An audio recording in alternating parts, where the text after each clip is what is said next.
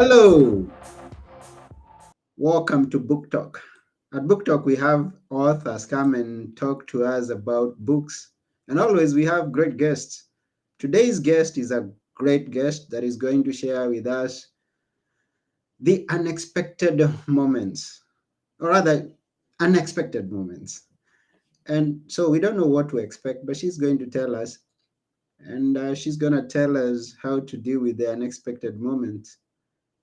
And I won't talk much because we have a lot to cover. But before we go further, I would like to remind you that bookplacemedia.com is where we are based. That's where our book talk episodes are. If you go there, you can always get past episodes and future episodes. And it will be great if you give us feedback, if you share it with your friends, we will really appreciate. And without taking one more minute, here we go.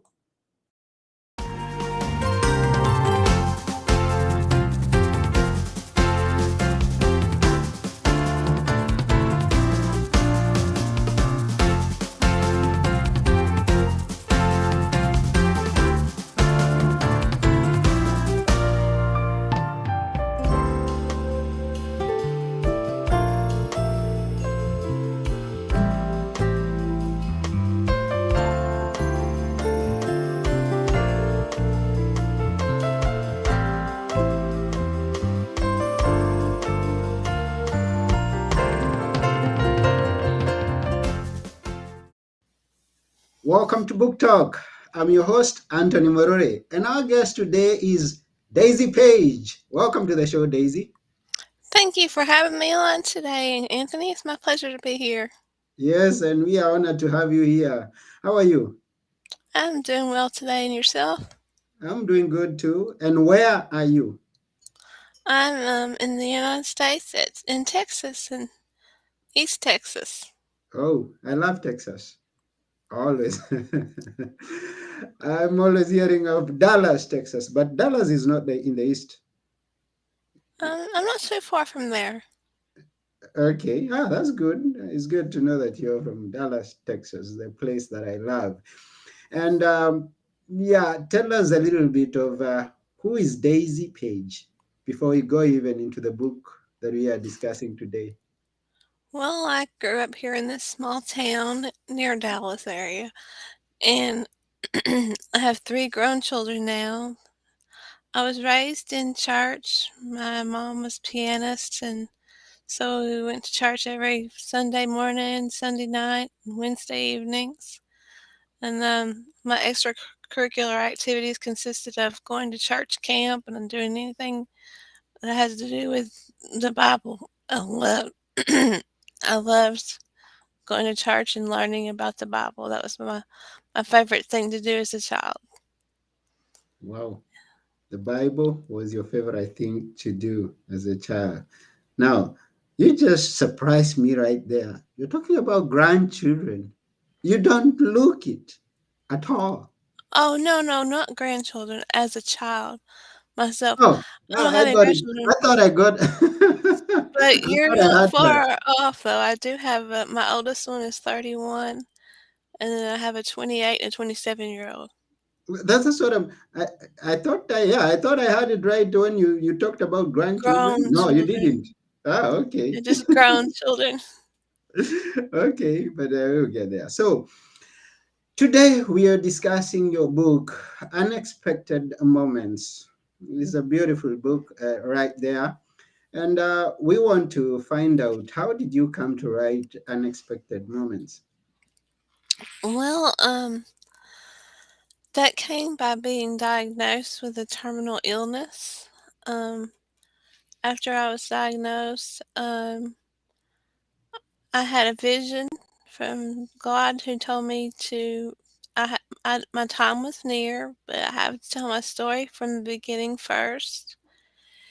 And my doctor told me to take each day one day at a time and enjoy it to the fullest because there would come a time that I wouldn't be able to. So I took what he said and I ran with it. And I was going to go to Vermont and see my best friend, but she got COVID. So instead, we were driving by this large church, and on the sign it said that Kirk Cameron was going to be there. I don't know. Do you know who Kirk Cameron is? Yeah, Mm, he's a teenage heartthrob here back from the 80s and 90s when he played Mike Seaver in Growing Pains on television. mm-hmm. But yeah, he's an evangelist around the U.S. now, and he has a few movies out, Christian movies, Fireproof and Left Behind 1, 2, and 3. And so I met him instead of going to Vermont and shared my story with him, what God had told me. And he asked me how I planned to share my story. And I said, I didn't know. And he said, well, I think you need to write a book. So I said, well, I haven't wrote anything but a poem my whole life. He said, you don't write the words, just ask God to give them to you and you'll be able to write them. And so the next day I started writing, and he was right. God gave me those words, and they just flew. So 2 to 3 hours a day I devoted to writing my story. And by January, this happened last October, and by January I was finished writing. And he asked me to send him my manuscript, and I did. And so he sent me a forward for the book for an endorsement, and I got it published in March. Oh, wonderful. And it's good that we have it here because I know it's got some lessons that we are going to draw from, those of us who are going to read it. And it's a good thing that you obeyed that call. And if I may ask, I don't know if it's something that you discuss. If you don't discuss it, you don't have to. What's the terminal illness? It's called MSA. It's called multi-system atrophy, and what it is the autonomic symptoms, such as your digestive, uh, respiratory system and circulatory system, all those sort of functions in your body that you don't have to think about, they start shutting down, and ultimately it leads to death. Starts off like Parkinson because the first thing you start losing is your mobility and your coordination, which that's what happened to me. And I got diagnosed with Parkinson's. But, after a year and a half of being diagnosed with Parkinson, the medication wasn't working. So I went to a motion, movement disorder specialist, and they're the ones that took 5 minutes. I mean, when they see me for the first 5 minutes, they said, "No, it's not Parkinson. It is MSA." And I said, "Well, can you fix me?" And they said, "No, unfortunately, there's no cure." So, in my book, I donate 10% of all my proceeds to the charity because they need more research. Only 4 out of every 100,000 people in the U.S. are diagnosed with it, so that's how rare it is. Mm, And I'm also having another podcast host on Stories That Inspire Us is having a live Daisy Thon to create awareness for MSA on November 19th. So I'm looking forward to that. mm, They don't know what it comes from though, and when I go, I plan to donate my brain to science so they can use it for research to try to help them find where it's coming from. mm. Sorry for that, and we pray that you get well, because God is a miraculous God. I mean, I know you still believe, and anything is possible. So we continue to believe with you as you go through what you go through. He can be the restorer of everything that has gone wrong. And I'm writing a second book. I'm almost done with it. It's called Beyond Heaven's Gates. And I have had visions and dreams of heaven, so it's about those. And then it's also going to pick up about midway. Unexpected moments continues. Hmm. So Okay. Hmm. And now, What's and it's this that we are talking about. We didn't expect these moments, and now we are dealing with the unexpected moments. Please tell us what's in the book. It starts off Unexpected moments. as my childhood, talks about me being a Christian, and I won second place in the state Bible drill in Texas because I knew that Bible by the time I was about 9 years old, 9.5 years old. I had read the Bible from the front to the end. That's how much I enjoyed reading about the Bible, reading the Bible. Mm-hmm. And I loved going to Sunday school, vacation Bible school, all that had to do with church. Um, but I found out when I was a young child that my mom was not my real mom and that my real mom had died in a car accident when I was a baby. Hmm. So, that was a very, kind of a wow moment in my life. When I found out it was this because of this big picture of this woman, and I asked my grandmother who was that woman in the picture. She ran off in another room, and I thought, well, that's weird. She didn't answer my question. What's up with that? And then my parents pulled up, and my mom stayed on the outside on the car hood. My father came in, and he said, "Your mom's gone to heaven to be with the angels." I said, "No, she's not. She's sitting out there on the car." And I took off running and grabbed her by her legs, and I said, "Mama, you need to go inside and tell them that you're not dead, because they're telling me that you're dead." So she took me inside, and um, they said that that woman in the picture, that's the woman that gave birth to you. This is your stepmom, and she's raised you from a baby, but your mom's gone to heaven to be with the angels. And so next, I started being sexually molested by my brother for about 5 years, and he blamed me for my mom's death. He said that if I would have never been born, she would still be alive and he would have his mom. And, that kind of got branded into my head. And I didn't think I was supposed to tell anybody what was going on. I was ashamed. And then after he left home, I thought, okay, God, thank you. It's over with now. He joined the military, and I thought, wow, uh, done with that. Then a couple months later, I was raped. And I thought, Hmm. wow, does pain never go away? I guess this is just life, because once after that, I was laced by a gentleman that wanted me to go out with him. And he laced 9 other girls. We all turned him down. And we were laced with drugs, PCP and LSD at really high doses. My dad was a cop, a police officer. Mm-hmm. So he got on the case when they figured out, what was going on. They went to bust the man and the gentleman, and he actually was shot and killed because he pulled the gun on a police officer. So when my dad came home and told me that, I blamed myself once again. You know, at this Mm-hmm. point, I tried to commit suicide because I thought, what? I shouldn't even be alive. With all this going on, this isn't right. And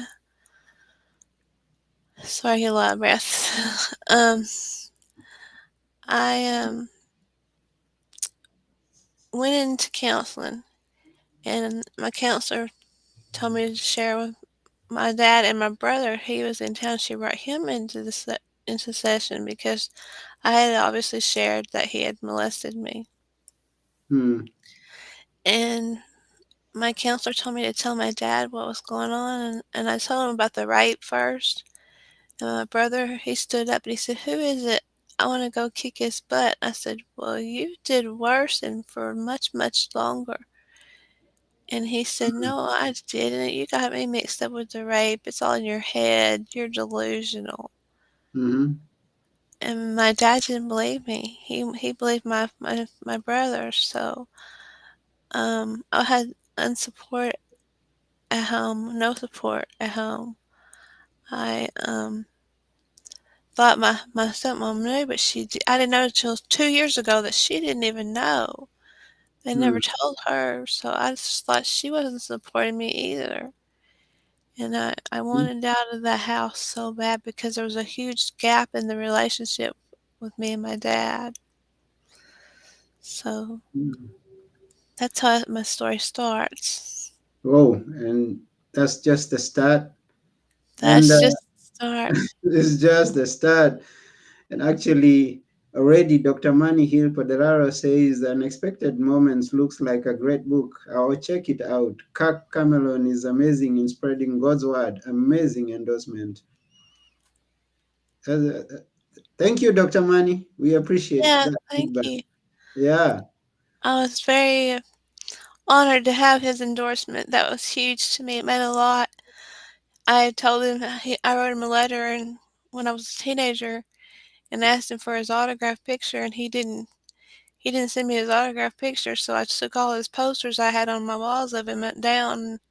I was heartbroken, and he told me he'd make it up to me, and boy, did he ever. She didn't. Oh, no, it's good to hear that. And we really appreciate you for taking this courage to come out and disclose whatever has gone on in your life. Those experiences are some of the experiences that people live with all their lives. They keep hidden. But then, even at a point where many people would give up, you still gather that courage and tell your story. Now, let me ask you a question. Did you ever ask God a question or questions? Many times. Mm-hmm. I asked, why me? Why are you putting me through this? I've been devoted to you. I've always wanted to learn about the Bible. I've done nothing but study the Bible and learn the Bible my whole life. So why am I be punished? Am I cursed? Um, is there something that someone else in my family did down the bloodline that I'm paying for now? Um, why? Why does this keep happening? Is this how life is? Is this normal? Because not after that, there's many times that I was abused physically by my first husband, and then by an ex fiance who nearly killed me. Actually, fractured my skull. So there's been many times that I almost didn't make it, or I didn't want to make it, because and my children would be in the same room when my ex-husband would beat on me, and it would be it would be a bloody slaughter. There'd be blood all over the place, and that was nothing Mm. for your children to see. And I thank God every day that I'm so proud of all of my children. They have turned out to be some wonderful, wonderful, responsible, very mature children. They they they have two of them have purchased homes. One of them's had the same job for 15 years, so they've turned out to be great children, and I'm glad of that. Thank you, Doctor. M- Is it Marnie? Dr. Marnie? Thank you Yeah, so much. Dr. Mani says, sorry for your trauma. And she's also thanking you for coming up with a second book.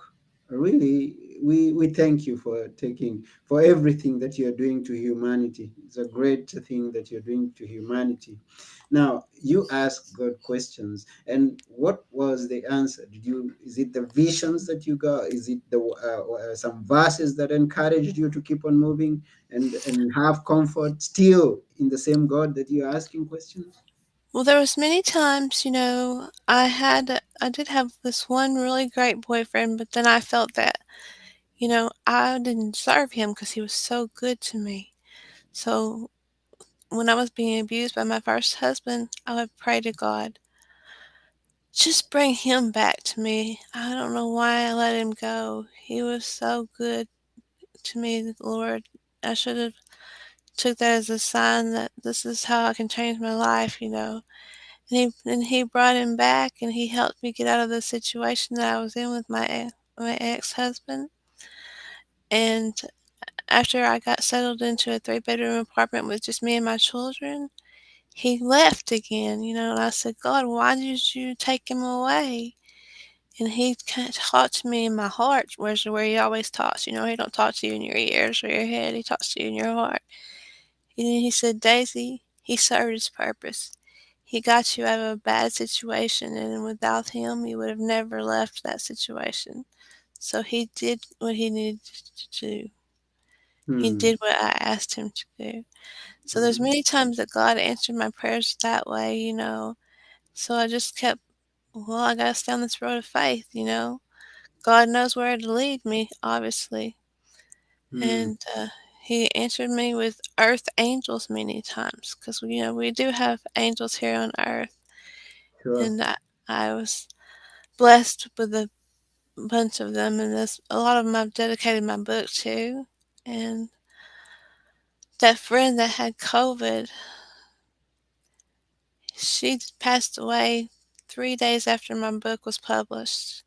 Oh. So my next book will be dedicated to her. Unfortunately, I hated to lose her. She was a big part and meant a lot to me. And I'll tell you, my children have been through so much. That's the only thing I'm looking forward to go to heaven. God showed me Hmm. images and glimpses of what it is all about. But I'm worried about my children because they have suffered a lot. The past 4 years, they've lost their grandpa, their uncle, their dad, and this is just their dad's family. After their dad, they lost their grandma. After that, his sister killed herself. Then his other sister was diagnosed with breast cancer, and then they got my diagnosis. So they've had it pretty rough this past few years. And I have had thankfully, a great, wonderful husband for the past. We've been together for 15 years, but I've known him since I was 5 years old. He's been a really good friend of mine, and he knows what I've been through. My daughter said yesterday, "Thank you to him for taking care of her mom. And if I pass away, if I ever need anything, please let her know because he's done more for her than she could ever have asked him." He quit his job last year, and I rely on him 100% to take care of me. I'm so solely dependent on him. Hmm. We started on a very high note when we were starting the episode. I won't say that it has gone down. I would say maybe it has gone higher just because of the confidence that Daisy has, because of what she's been through, and she's still moving on. She still have got that faith and a confidence that I have not seen in any other person of what happens once I'm done with this level of life and I go to a new level of life. I mean, to have that confidence while you're living in this body that you are going to have another life that you are already expecting and you're prepared for, that's a great message to someone who's listening to us today. Thank you, I've Daisy. seen so many family members on that other side of those gates, Hmm. and they've already welcomed me with open arms and tell me that I'll be home for good soon. And that's what I look forward to seeing all those family that have left before me and all my friends. My friend that passed away after Unexpected Moments was written and published. But if you don't mind, can I read Kirk Cameron's forward? I just think it tells a lot about my story. Go ahead, please. I'm sure Dr. Marnie would like to hear it too. Yeah, I believe so. Dr. Mani, if you're still there, we appreciate your feedback. We love you that you're here and uh, giving feedback. And everyone who's listening, we know that we have many people who are listening and watching. We thank you for your time. Please remember to share these episodes with your friends. You've got a great message coming from Daisy Page. Go ahead, Daisy. It was an autumn night in Texas when I first met Daisy. She came up in a wheelchair next to me at the campfire. Her smile was bright. She shared her journey with me and told me that she did not have much time left on earth. I told her to write down her story and I would do anything I can to help share it with the world. I only spoke with her briefly that night, but her attitude and her resilient spirit inspired me. I hope this book of an individual's incredible journey through emotional, physical, and spiritual pain and coming through the other side of tragedy, still praising the Lord, will encourage you in your present situation. Daisy's message will bring you comfort and remind you that you are not alone in your struggles or life circumstances.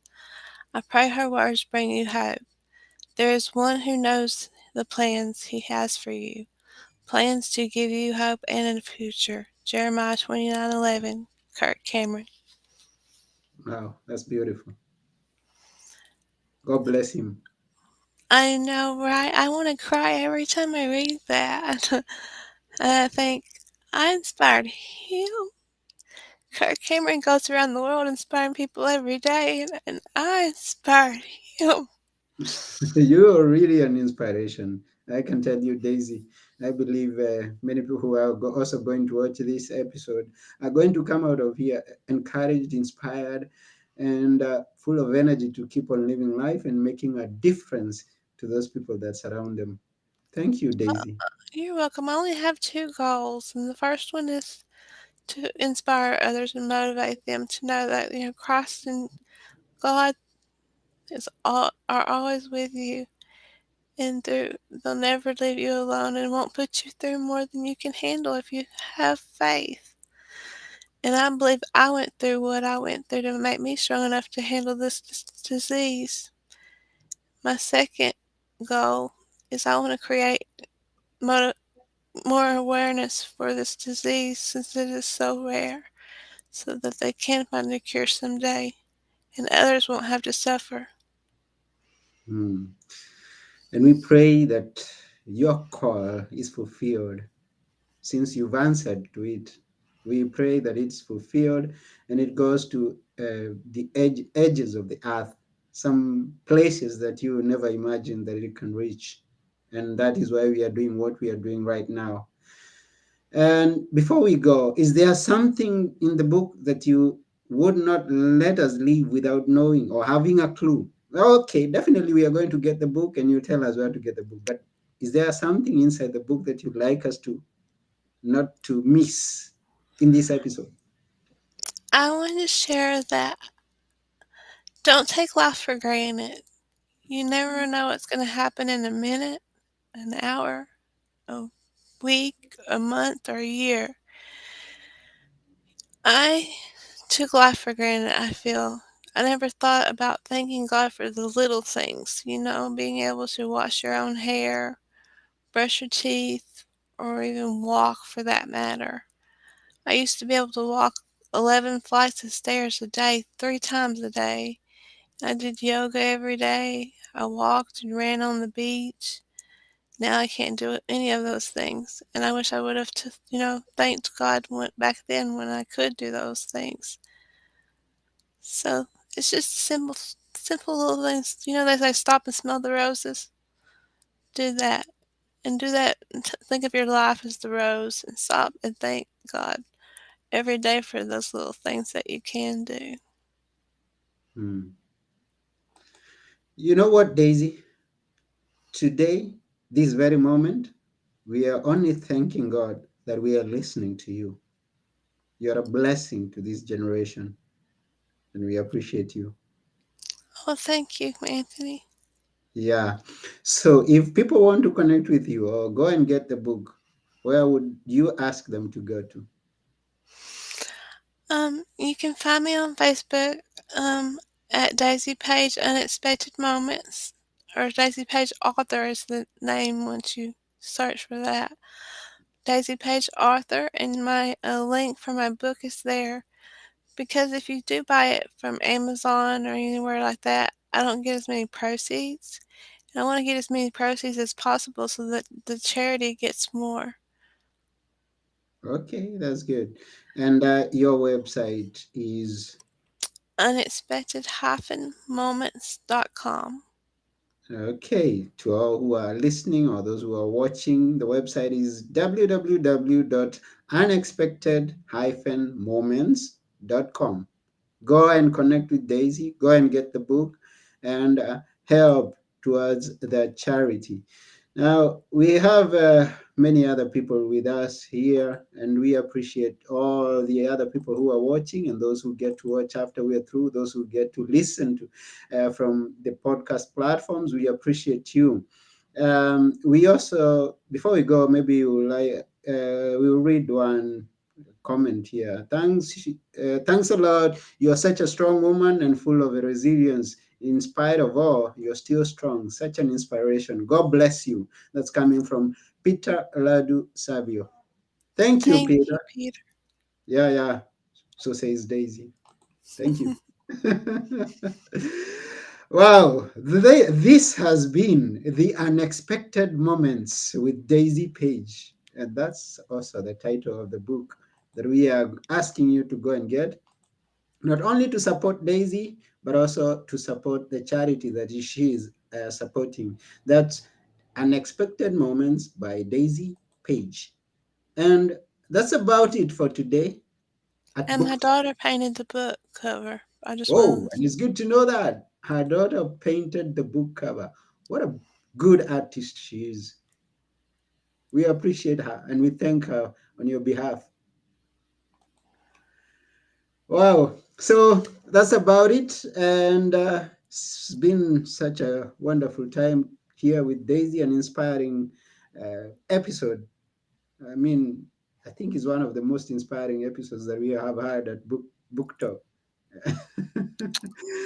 Thanks to Daisy. And yeah, I think the rest people can go and get from the book. So go and buy the book, go and connect with Daisy, and remember to appreciate every single moment that you have in your life. And that's it. This has been your host, Anthony Murore, and together with Daisy Page, we are saying bye for now.